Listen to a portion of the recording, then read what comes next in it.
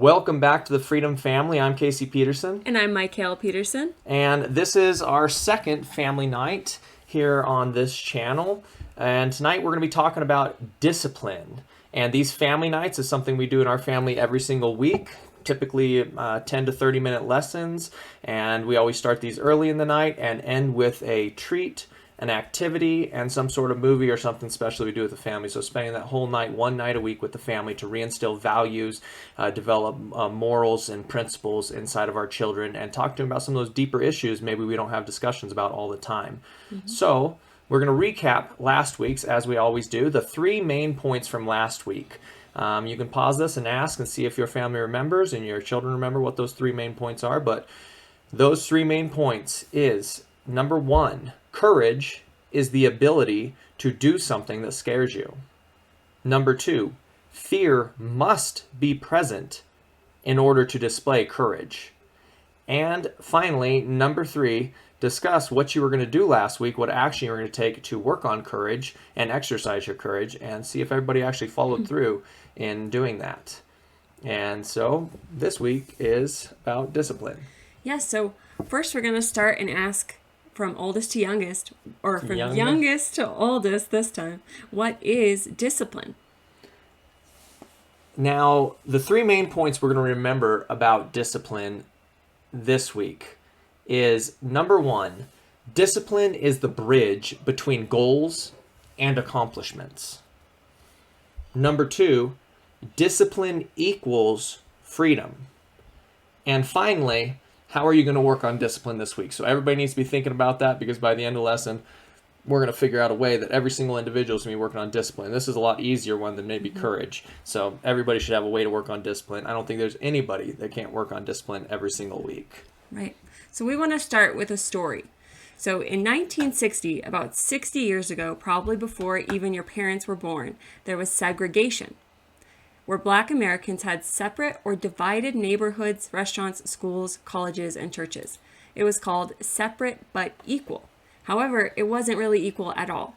And in most places, Black Americans were treated as second-class citizens. And this was very, very wrong. One day in February of 1960, 4 college students in North Carolina decided that they were going to practice civil disobedience and sit in the whites-only section of a restaurant. The restaurant refused to take their order and tried to get them to leave. They bravely sat there quietly until the restaurant closed, and then came back the next day with more people to peacefully protest again. This event helped cause a contagion of courage to do what was right. Over the next years and in 20 states, over 70,000 Americans, both Black and white, sat together in restaurants peacefully protesting separate but equal Jim Crow-era laws. Many times, people who were against equality would gather and harass them and assault the protesters. They'd call them names and they'd insult them. They'd pour drinks on their heads, pour sugar, ketchup, and mustard on them, and they'd burn them with cigarettes, hit them with things, and sometimes even brutally beat them on the ground.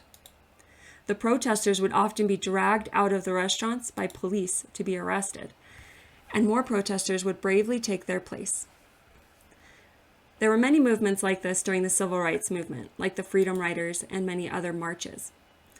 The incredible self-discipline of these individuals to act with calm, controlled emotions and behavior was extremely admirable. They knew that by remaining in control of themselves, they were sending a bigger message to the federal government that they deserved true equality as Americans.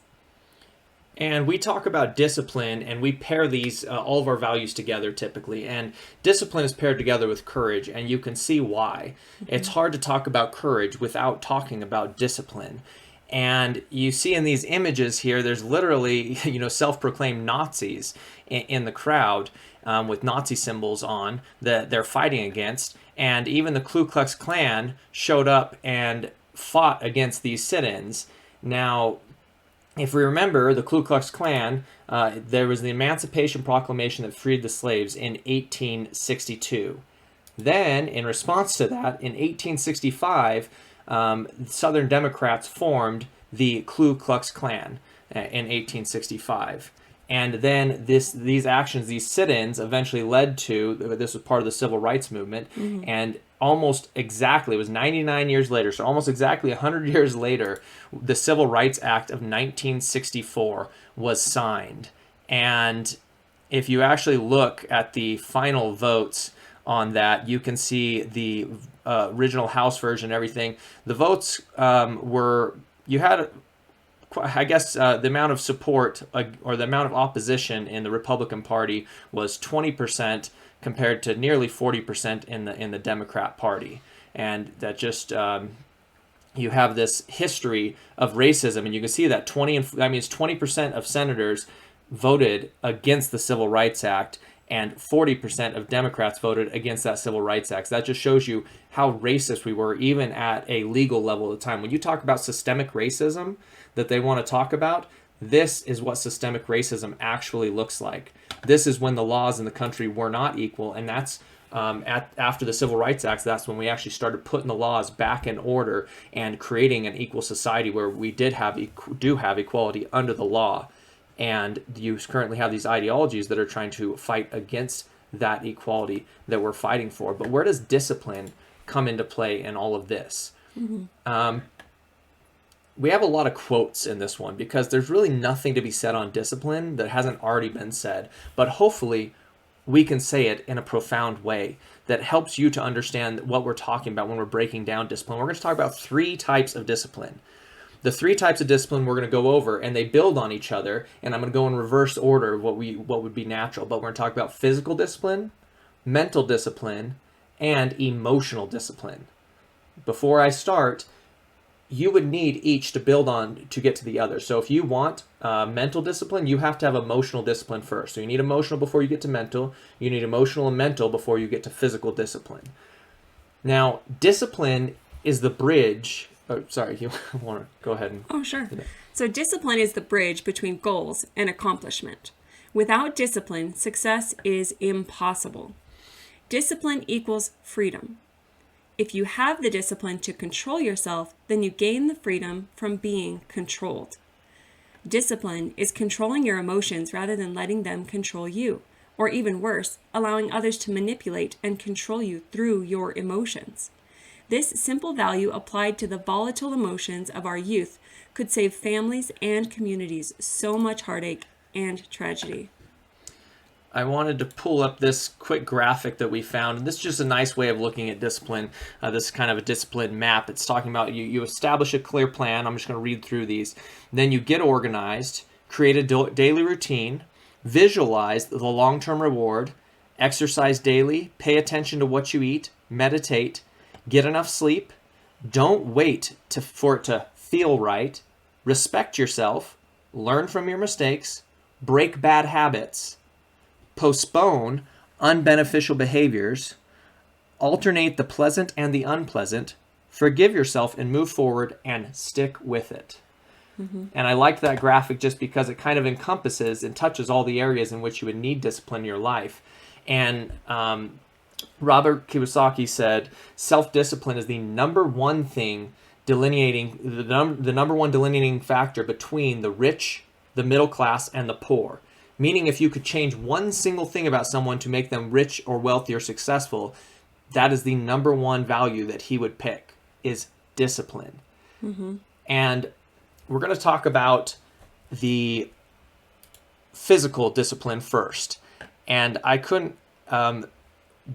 Jocko Willink talks about, he has the quote, discipline equals freedom. And I found this quote extremely profound. The first time we heard this quote was in this book series, The Way of the Warrior Kid. And funny thing is, we only read 2 of these. We thought there were 2 in the series. There's now 4. Mm-hmm. So that is going to be our homework for the upcoming weeks, is reading these. These are fantastic. I think every parent should read these with their kids. I don't care how old your kids are. This is a fantastic series. Go download it on Audible. Sit down. Rather than watching movies, sit down and listen to this for 30 minutes or an hour every night. You start with book number 1. They all build on each other. And I haven't obviously got to the 3rd and 4th book. The 4th book is The Way of the Warrior Kid Field Manual. So not exactly sure what that one is. But these first 2 books are a must read. We don't have a lot of things we put on the must read list, but these ones are fantastic.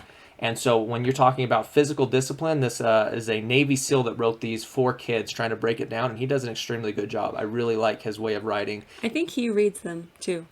Yeah, it's, I don't know, I really like it, and I think it's something that we're not only going to read with our kids once, I think we're going to probably read it with them multiple times. They are that important. Yeah. And so number 2 is mental.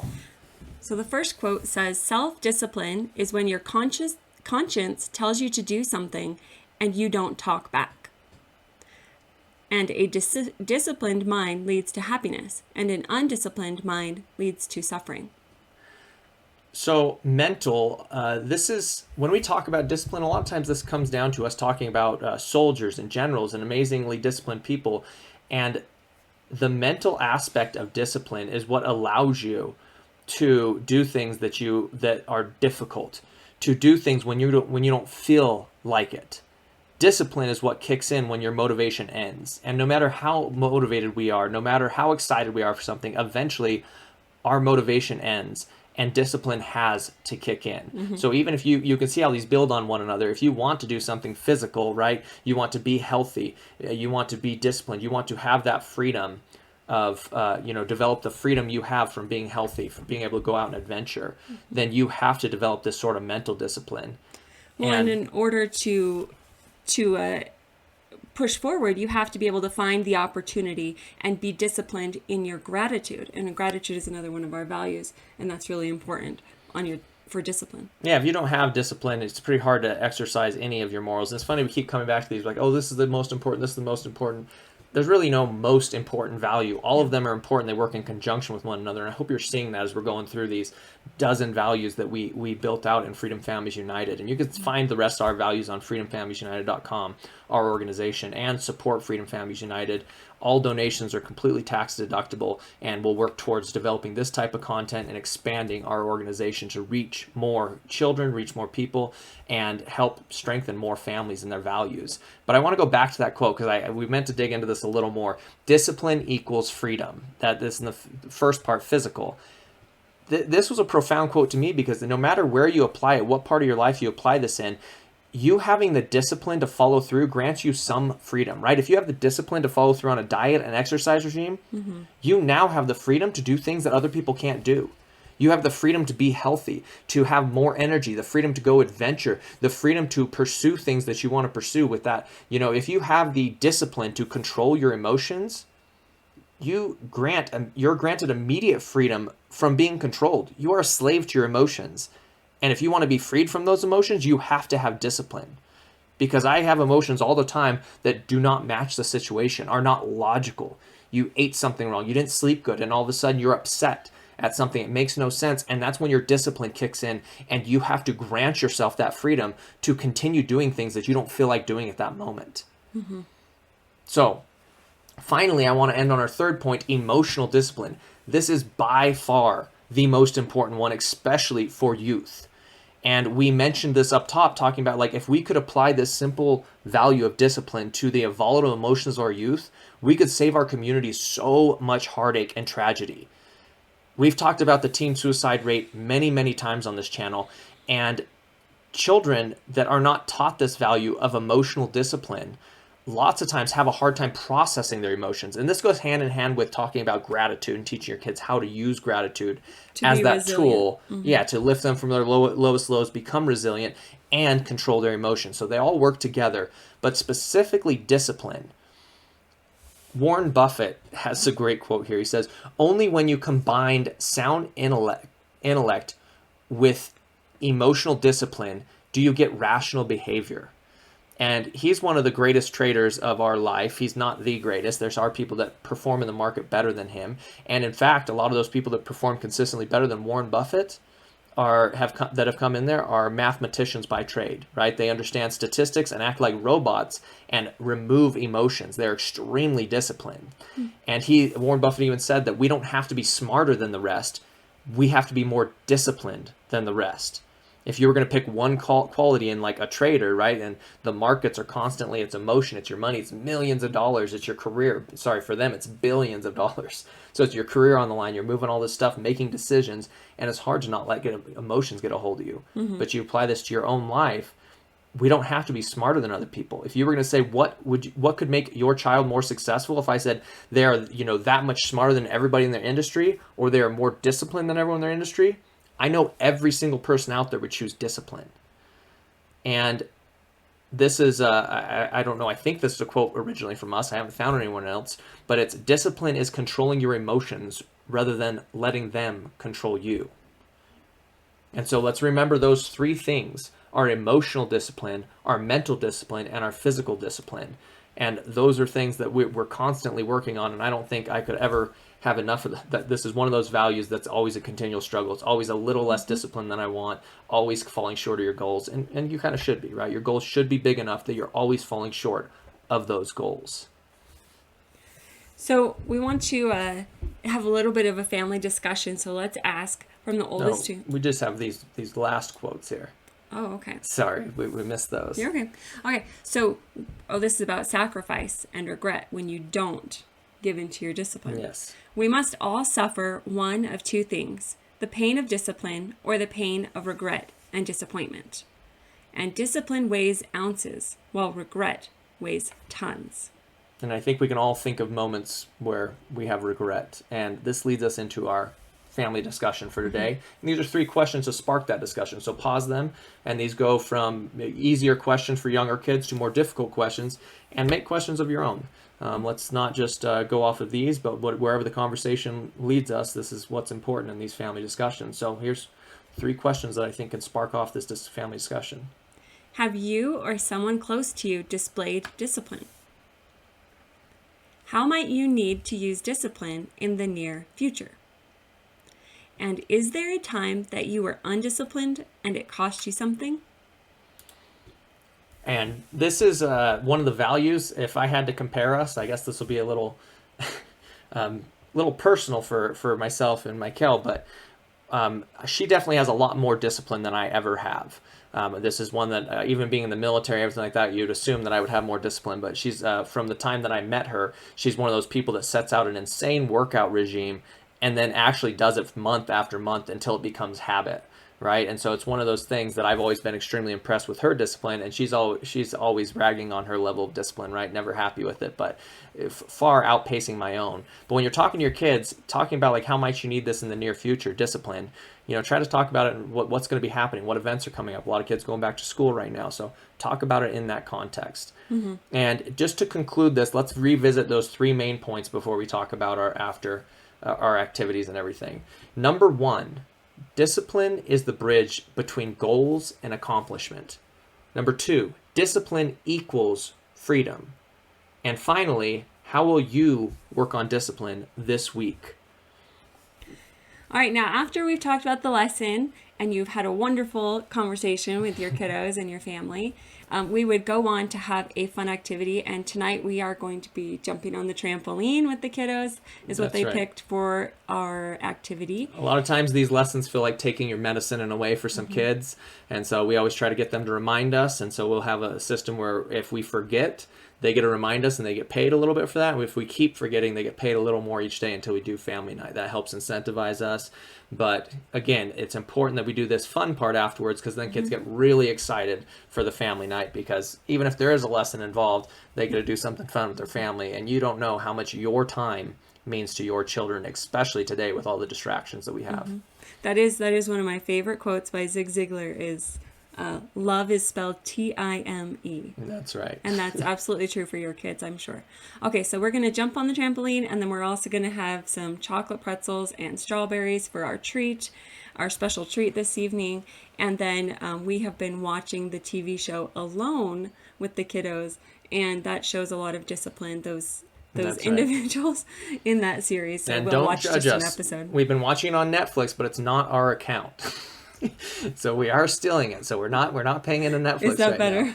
Yes, it is. Okay. So I don't know. We try to not give money to these organizations. We deleted Disney completely off. We are still using a few different programs that we don't pay for. And I mean, like, if you can't go 100% not using these platforms, at the very least, like, rotate them, buy it for a couple months, and then get rid of it for the rest, and then catch up on your shows later, or like share it with somebody else or multiple other people, the account, and counter it by donating and supporting organizations that do create wholesome content. Like if you're giving money to these places, you should definitely be donating to Daily Wire Plus. They're trying to directly oppose Disney. So that's one of those things. When we say go watch these things, I think it's important for us to talk about these platforms. So Sure. And for piece of homework, we don't always do homework; it's optional. But the homework that we're going to be working on as a family is that new book, Way of the Warrior Kid. And then also you could have your kids watch a sports movie, or you could watch one with them. The shows and movies you don't have to relate to the value, but in the homework it certainly would. So like sports movies, like Remember the Titans or Little Giants, lots of different ones are really good examples of discipline, what that looks like, sacrifice and discipline. So hopefully this helps you guys, and if you have any suggestions or improvements, you can leave those in the comments, and I hope this helps your family to do a family night. And did you have anything else to add? No, just enjoy those conversations with your kiddos. They grow up too soon, and your voice will become their moral compass for sure. Join or start a Freedom Families United community near you, and please consider making a tax-deductible donation.